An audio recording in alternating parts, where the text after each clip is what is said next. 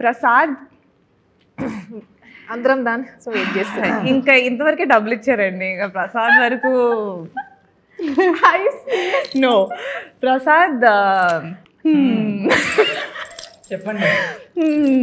ప్రసాద్ ఏంటంటే ఎలా ఉండకూడదు నాకు నేర్పించాడు. లేదు I actually tell you, Prasad is extremely hard working అండి. ఇక్కడ ఇంటర్వ్యూస్లో చాలా షైగా ఉండొచ్చు, but he brings a life on to the set.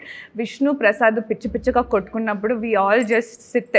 Actually నిజంగా మీద పడి కొట్టుకుంటారు, కింద రోడ్ మీద పడి దొర్లుతా కొట్టుకుంటారు సెట్లో. అండ్ నేను ఎగ్జాజరేట్ చేయట్లేదు, these are facts. Just fun ఓరియంటెడా?